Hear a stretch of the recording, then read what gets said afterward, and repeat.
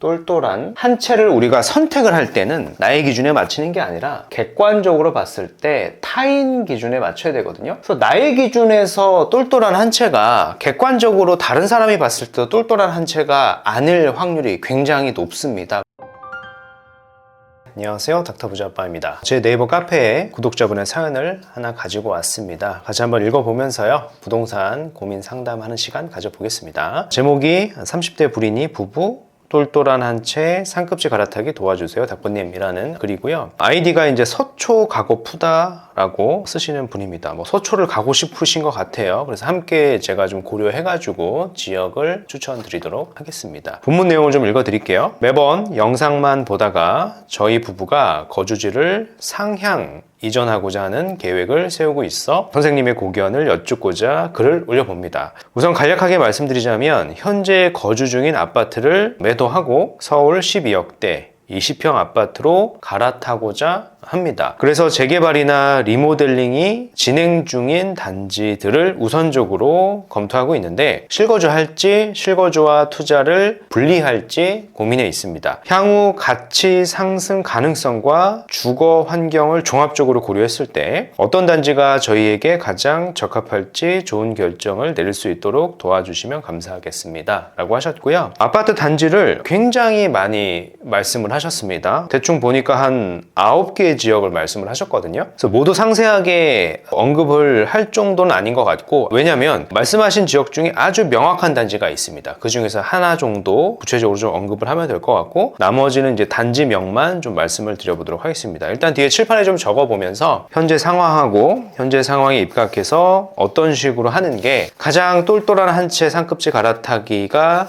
될지에 대해서 의견을 드리도록 하겠습니다. 상황을 조금 보면은 역시 이분들도 이제 30대 부부시거든요. 맞벌이 부부신데 소득을 보면 합산 소득이 월에 한 950만 원 정도. 이걸 이제 세후로 이제 적어 주셨으니까 세전 소득은 더 높겠죠. 이게 세후 소득이니까. 저축액은 언급은 하지 않으셨어요. 자녀가 없으니까 저축액은 높을 것 같긴 하거든요. 대출도 한 1억 정도 때밖에 없으니까 그럴 것 같습니다. 자산이 하나가 있는데요. 용인 수지에 32평 아파트가 이제 한 채가 있고, 여기 시세가 한 9억 정도 하는 단지고, 여기 대출이 약 한 1억 정도 대출이 있습니다. 계산을 해보니까 순자산이 보면은 한 8억 정도 있는 가계 상황이에요. 기타 다른 어떤 신용대출이나 다른 부채에 대한 언급은 없으셨고요. 순자산은 8억 기준해서 연소득이 이 정도 되는 맞벌이 부부 상황에서 이제 자녀도 없고요. 물론 이제 자녀는 계획 중이라고 말씀을 하셨습니다. 목표는 구체적으로 이제 말씀을 하진 않으셨는데, 목표는 본인께서 똘똘한 한 채로 가고 싶다. 그래서 나는 수지 아파트를 팔고 상급지로 갈아타기를 하고 싶다라고 정하신 겁니다. 지역을 이제 굉장히 많이 말씀을 하셨거든요. 지역만 먼저 적어보죠. 굉장히 많이 알아보시고 있는 것 같아요. 가락동, 우면동, 산천동, 그리고 본동, 용산도 보시고 서초의 우면동도 보시고 여러 개 보신 것 같아요. 그리고 흑석동, 팽당동, 응봉동 일대까지 기타 등등 이렇게 보셨거든요. 매매가가 최소한 10억대에서 한 15억대까지 보신 것 같습니다. 단지를 총 9개 정도 언급을 하셨습니다. 간략하게 좀 말씀을 드려보면 행정구역은 좀 섞어가지고 그냥 말씀을 드릴게요. 가락 금호 24평, 쌍용 1차 24평, 코오롱 22평, 리버웰 삼성 22평, 레미안 트리파크 24평, 유원 강변 23평, 그리고 한강 현대 26평, 서울숲 3부 24평, 대림 강변타운 24평, 이렇게 총 9개 단지를 말씀을 하셨는데, 이 단지를 다 분석할 필요는 없거든요. 왜냐하면 너무 명확하기 때문에. 이 단지들 중에서 가장 투자성이 높은 데가 좀 명확하기 때문에 하나를 딱 이해하기 쉽게 말씀을 드리는 게 좋을 것 같고요. 일단은 말씀하신 단지 중에서 가장 괜찮아 보이는 거는 흑석의 한강 현대입니다. 근데 한강 현대가 최근에 실거래된 게 한 15억이 좀 넘어요. 호가들은 16억에도 작은 평형이 그렇게 나와 있거든요. 매매가가 내 예산에서 약간 오버가 될 수는 있지만 말씀하신 것 중에서는 여튼 가장 투자성이 높다라고 말씀드리겠고요. 여러 가지 원인이 있는데 가장 대표적인 키워드가 여기는 한강변이라는 것과 재건축이라는 겁니다. 사실은 서울의 요지에서 재건축이 된다는 것만 하더라도 굉장히 미래가치가 높은 부동산인데, 얘는 한강변에 딱 붙어 있고요. 영구 한강 조망이기 때문에 미래가치가 사실은 매우